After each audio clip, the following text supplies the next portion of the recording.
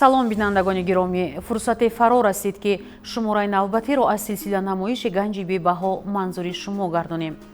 майнаи сари одам аз таваллуд фаъолона инкишоф меёбад, то аз худкунии малакаҳои нав ва рушди рӯҳиро таъмин кунад. тақсимоти пуршиддати ҳуҷайраҳои қисмҳои гуногуни майна дар баъзе мавридҳо ба он оварда мерасонад ки баъзеи онҳо беназорат афзоиш меёбанд ва омӯзҳои системаи асаб ҳамин тавр ба вуҷуд меоянд. бо мурури замон варамҳо ё омӯзҳо калон мешаванд ва ба саломатӣ таъсир мерасонанд. қуллаи ошкор шудани омоси мағзи сар дар кӯдакон ба синни 4-солагӣ рост меояд. аз ин рӯ омоси мағзи сари кӯдакон мушкилест ки солиёни тӯлонӣ мутахассисон пайи омӯзиш ва табобати он машғуланд. ҳарчанд ки ин мавзӯъ барои мо инсонҳо каме нохушоянд аст, вале мутаассифона ин беморӣ вуҷуд дорад ва бояд дар бораи он маълумот дошта бошем. мавзӯи имрӯзаи намоиши ганҷи бебаҳо бемории омоси майнаи сари кӯдакон. дар ибтидо биёед ба як масъала таваҷҷӯҳ мекунем. чаро бемории омоси майнаи сари кӯдаконро махсус ҷудо мекунанд ва он чӣ хусусияте дорад ки таваҷҷӯҳи духтуронро ба худ ҷалб кардааст? ба мутахассисон муроҷиат мекунем. омоси майнаи сар яъне ин дар мағзи сар бофтаҳои изофагӣ, яъне бофтаҳое ки мисол дар ҳолати мӯътадил бояд набошад, бофтаҳои омосӣ пайдо мешавад. мисол дар қатори калонсолон низ ин омосҳои майнаи сар дар кӯдакон низ вомехӯрад. тамоми дунёда хизматрасони нисбати калонсолон ба кӯдакон ҷудост, ба хотири он ки организми кӯдак хусусиятҳои худро дорад. алалхусус агар дар бораи омосҳои майнаи сар гап занем, кӯдакҳое ки то синни соли 1 сола ҳамчун нишонаҳои дигар бемории омосҳо ба назар мерасад. мисол ҳаҷман калон шудани косахонаи сар ба назар мерасад. мисол бо фишорбаландӣ дохили сар вобаста мекунанд, ё ки мегӯям бемории гидроцефалия, яъне обгирии майнаи сар гуфта фикр мекунанд, лекин дар асл бошад, агар ин кӯдакҳоро ташхисҳои лозима гузаронем, ҳолатҳое мешавад ки мо дар кӯдакҳо омосҳоро дарёфт менамоем. кӯдакҳои синни соли хурд ҳама вақт шикоятҳошонро гуфта наметавонанд.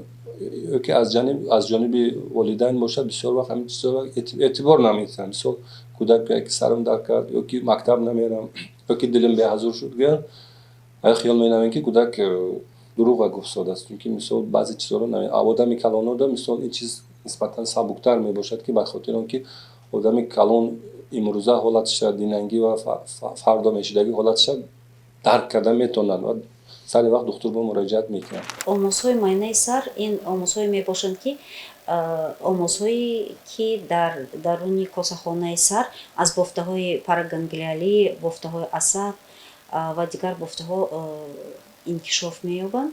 аз рӯи статистика гирем 2-4 дар байни 100,000 бемороне ки ба кӯдаконе ки бо гирифтори омосҳои бадсифат дида мешаванд, ин беморӣ вомехӯрад.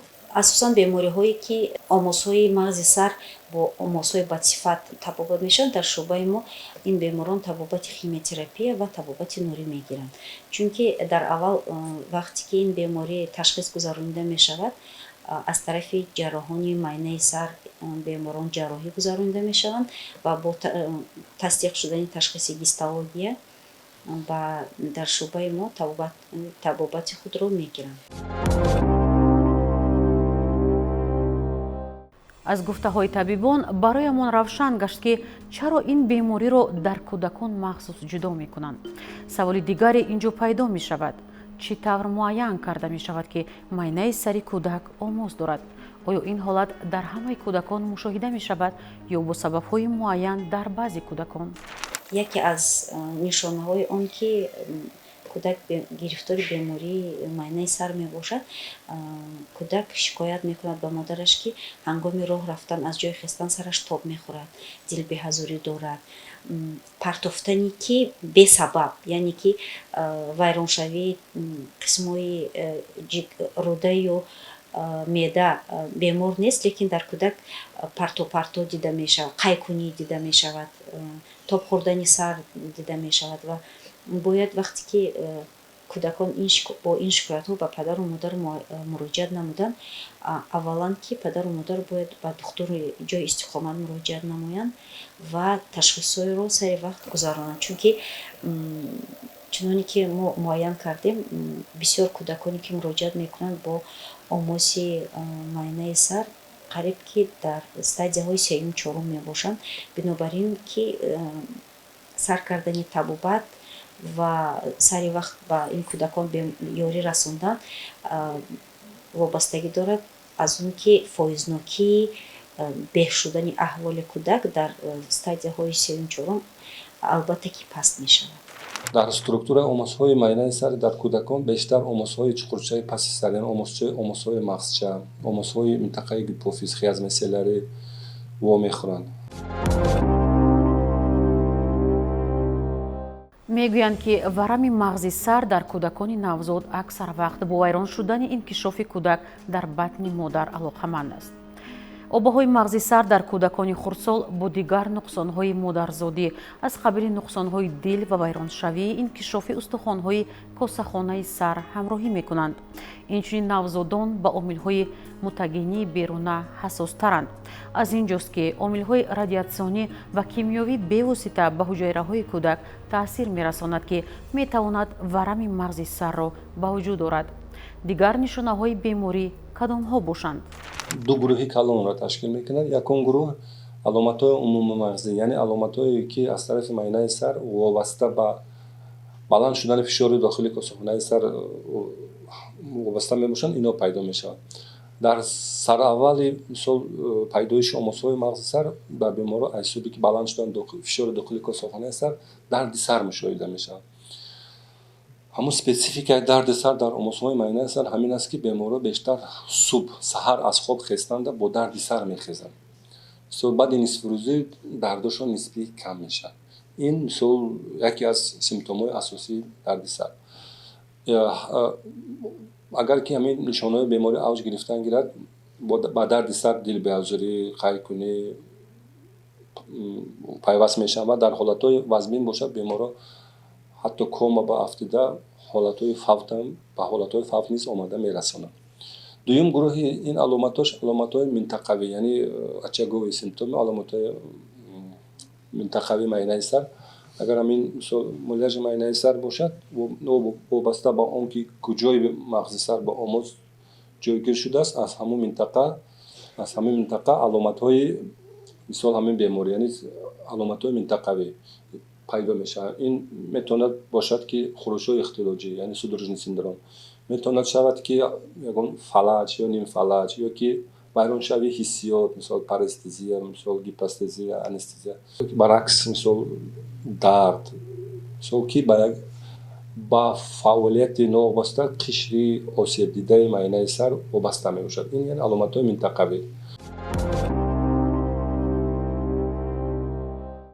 масъалаи дигари асосӣ муайян кардани аломатҳои беморӣ дар кӯдакони навзод мебошад. андешае ҳаст ки дар навзодон омоз аз сабаби камолоти майна ва набудани иммунитети хос тезтар меафзояд. сабаби пайдошавии бемориҳои саратон омозҳо хеле зиёд мебошад. яке аз сабабҳои он ин вайроншавии эмбриогенез. вақте ки кӯдак дар ҷанин ва инкишоф дар батни модар инкишоф меёбад, ҳангоми вайрон шудани эмбриогенез, яъне инкишофи ҷанин, кӯдак бо омозҳо таваллуд шуда метавонад. дуюм, ин беморӣ аз насл ба насл мегузарад, яъне генетическая наследственная предрасположенность. дигар сабабҳо ин никоҳи хешу таборӣ, яке аз омилҳои пайдо шудани омозҳо дар кӯдакон, яъне бемориҳои саратон. ва боз дигару дигар хеле зиёд мебошанд пайдошавии ин беморӣ. омоси майнаи сар метавонад хеле хурд будан, лекин тез аворизҳои зиёд дорад. ин оварда мерасонад ба парези пойҳо. кӯдак аз роҳ гаштан мемонад. вайроншавии функсияҳои узвҳои коси хурд, яъне ки вақте ки узвҳои коси хурд функсияи онҳо вайрон мешавад, кӯдакон пешоб рондан, ахлот кардани онро ҳис намекунанд. Ин яке аз аварисҳои дигари он мебошад. Парези дасту пойҳо, парез дар роҳҳои нафас, функсияҳои хӯриш ва фурӯбарӣ вайрон мешавад. Яъне ки аварисҳои хеле вазнин дорад. мусаллам аст ки пас аз мушоҳида шудани аломатҳои беморӣ шахс бояд ҳатман аз ташхис гузарад. аз ин бармеояд ки ташхиси барвақт ва дақиқи омоси мағзи сар гарави табобати муваффақ ва рушди мӯътадили кӯдак дар оянда аст. ташхис дар ин маврид чӣ гуна сурат мегирад? таваҷҷӯҳ кунед. вақте ки беморон муроҷиат мекунанд, чӣ хеле ки дар боло қайд кардем ҳамон аломатош бошад, мо ба беморон дар аввал ташхиси қари чашм мегузаронем ки бештар ҳолатҳода баландшавии фишори дохили косахонаи сарро медиҳад. инчунин аломатҳое ки ҳозир гуфта гузаштем, агар дар бемор бошад, барои дақиқ намудани ташхис мо беморонро барои гузарондани ташхисҳои томография магнитии резонансӣ ва ташхисҳои томографияи компютерӣ равоншон мекунем. баъд аз он ки бемор мисол бо ташхиси дақиқ шуда ки омадан, мо консилиум гузаронда тактикаи табобати ин беморонро муайян сохтан, пас аз гузарондани тайёрии лозимӣ ин беморонро мисол бештар бо таври нақшавӣ ҷарроҳӣ мекунем. агар бемор дар ҳолати вазнин биёд, ҳолаташ барои ҳаёти бемор хавф эҷод кунад, дар ин ҳолатҳо ҷараёни тайёрии пеш аз амалиётиро дар вақти кӯтоҳ тайёр намуда беморонро ҳатман ба ҷарроҳӣ мегирем. бояд падару модарон ақаллан дар 6 моҳ 1 сол 1 маратиба кӯдаконро аз муоинаи духтурон гузаронанд, ки дар он ташхисҳои вақте ки ба духтури ҷои истиқомат муроҷиат карданд, дар муддати гузарондани ташхисҳо муайян карда мешавад ки ба бемор кадом ташхисот гузарондан лозим аст. ва ман фикр мекунам ки бисёр бемориҳо дар вақти гузарондани ташхисҳои профилактикӣ сари вақт муайян карда мешавад ва ба назди мутахассисон равон карда ин беморон сари вақт ташхису табобат мегиранд. аз замони пайдоиши бемории омоси майнаи сари кӯдакон чанд давраро дар бар мегирад. яъне агар бемор дар зинаҳои аввали пайдоиш ба табибон муроҷиат кунад, муфид аст. бемории омоси майнаи сари кӯдакон аз кадом марҳилаҳо иборат аст? омоз метавонад хушсифат ва бадсифат шудан. барои структураи муайян кардани омоз мо бояд ба бемор дар этапи аввал ҷарроҳӣ гузаронида мешавад дар назди ҷарроҳини майнаи сар. сипас муайян карда мешавад структураи морфологияи ин беморӣ, сохтори ин беморӣ муайян карда мешавад, яъне хушсифат бадсифат будани он. ва баъд аз муайян шудани сохтори ин беморӣ ба беморон гузаронида мешавад табобати нурӣ ва табобати химиотерапия. дар этапи аввал албатта гузаронида мешавад табобати нурӣ ва баъд аз табобати нурӣ ба беморон гузаронида мешавад табобатҳои полихимиотерапия. табобати беморӣ яке аз масъалаҳои муҳимест ки дар назди мутахассисон меистад. маълум аст ки табобат аз дараҷа ва навъи беморӣ вобастагии калон дорад. ҳамзамон барқароршавии кӯдак аз як қатор омилҳои дигар низ вобаста аст. инҳо навъи омоз, дар куҷо ҷойгир будани он ва паҳн шудан ба дигар қисмҳои баданро дар бар мегирад. беҳтараш ба андешаҳои мутахассисон таваҷҷӯҳ мекунем. табобати нурӣ дар муддати 2 этап гузаронида мешавад, яъне этапи аввал дар муддати 3-4 ҳафта, дар байни кӯдакон дар муддати 2-3 ҳафта дам мегиранд. сипас бо 3-4 ҳафта табобати нурӣ гузаронида мешавад. пас аз гузаронидаи табобати нурӣ баъд аз 21 рӯз беморон табобати полихимиотерапия мегиранд, ки дар муддати 6-7 моҳ то 8 бахши табобати полихимиотерапия. баъд аз ҳар 3 моҳи табобат гирифтан ин беморон то синни 18 солагӣ ҳама бемороне ки бо омозҳои бадсифати майнаи сар дар шӯъбаи мо табобат ва ташхис гирифта шудаанд, ҳар моҳ баъд аз табобат гирифтани пурра ба охир расидани табобат ҳар моҳ ба назди мо барои муоина меоянд ва дар муддати ҳар 3 моҳ ба ин беморон албатта гузаронида мешавад МРТ бо контрасткунони сутунмоҳра, чунки мо дар ин муддат бояд муайян кунем ки дар давоми баъд аз ба охир расидани табобат дар беморон ресидив, яъне аз нав пайдо шудани ин беморӣ мо онро инкор кунем. Агар мо дар ин муддатҳо муайян кардани ягон омосҳо дида шавад, мо бояд сари вақт ба ин беморон ёрии худро расонем. вазъи гирифторӣ ва ташхиси ин беморӣ дар тоҷикистон чӣ гуна аст? оё кӯдакони дорои омоси майнаи сар сари вақт муайян карда мешаванд? кадом тадбирҳо барои муайянсозӣ ва табобат вуҷуд доранд? дар айни ҳол мушкилӣ қариб намондааст дар кори мо ки бо нисбати ташхис ва табобати ин гуна беморонро бо дастгирии ҳукумати мо, вазорати тандурустӣ ва маъмурият, дастгоҳҳои муосири эндоскопӣ мисол мо дар амалиётхонаи худмона дорем. Ба тавассути бинӣ метавонем даромада омосҳои минтақаи гипофиз ва хе аз масъалаҳоро бартараф намоем. Инчунин бо тавассути дастгоҳи эндоскопӣ метавонем амалиёти ҷарроҳӣ дар бораи гидроцефалии модарзодӣ ва кистаҳои модарзодӣ майнаи сарро гузаронем ки албатта дар навбати худ барои сиҳатёбӣ, барои натиҷа, барои оқибатҳои беморӣ таъсири мусбии худро албатта дорад. саволи дигар: кадом чораҳо барои пешгирии омози майнаи сари кӯдакон кӯмак мекунанд? оё чунин тадбирҳо вуҷуд доранд? агар ҳа, пас кадомҳоянд? худи бемориҳои омоси мағзи сарро пешгирӣ кардан намешавад, ғайриимкон аст. дар ин ҳолат пешгирӣ оризаҳои онро агар дар назар дорем дурусттар мешавад. Агар бемор дар марҳилаи аввали беморӣ муроҷиат кунад, натиҷа чӣ хел мешаваду вақте ки омос ниҳоят калон шуда минтақаҳои зарури минтақаҳои бештари мағзи сарро пахш кунад, натиҷаш албатта он қадар хуб намешавад. барои ман ҳамаи ҷадаб муроҷиати саривақтӣ. инчунин мисол мутахассисоне ки дар поликлиникаҳо кор мекунанд, мисол яъне дар марҳилаи то госпиталӣ мегӯем, то ҳолати мисол ба беморхона расидан агар аз тарафи духтурони асабшинос, педиатр ин чизҳоро мисол эътибори ҷиддӣ дода шаванд, бо мумкин бо натиҷа мумкин беҳтар шавад. Сари вақт беморонро муайян карда тонем, албатта бо натиҷаи табобат низ хуб шавад. яке сабабҳои дигари пайдошавии ин бемориҳо радиатсия мебошад. Радиатсия масалан як мисоли оддӣ оварда метавонам, ин истифодаи телефонҳои мобилӣ.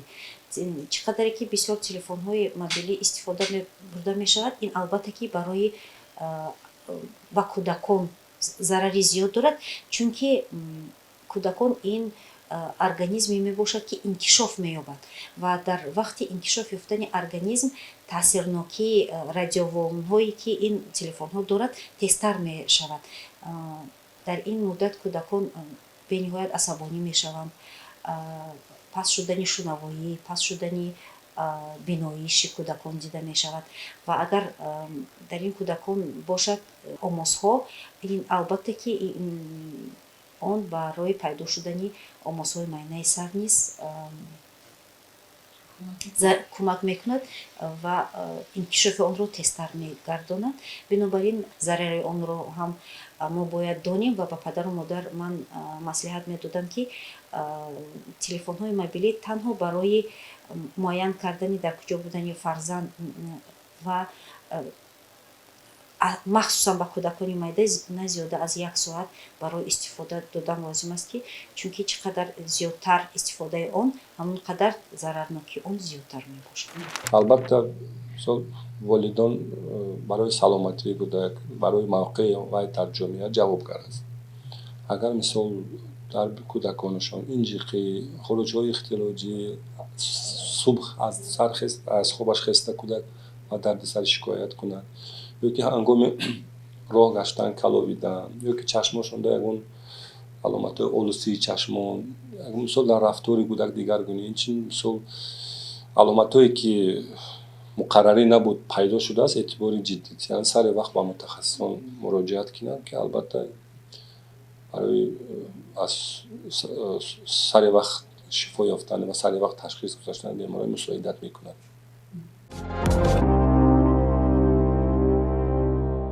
тавре ишора кардем, омӯзи майнаи сари кӯдакон яке аз масъалаҳоест ки то ҳанӯз дар омӯзиш қарор дорад. мутахассисон низ пайваста пайи дарёфти роҳҳои муфиди пешгирӣ ба табобати онанд. муҳимтар аз ҳама мо ба саломатии худу атрофиён ба таври доимӣ бояд таваҷҷӯҳ зоҳир намоем. бо умеди ҳифзи ганҷи бебаҳои шумо шумораи навбатии намоиш ба анҷом мерасад. агар бароятон манфиате бахшидем хеле хушҳолем. ҳамеша солиму бардам бошед. то боздид.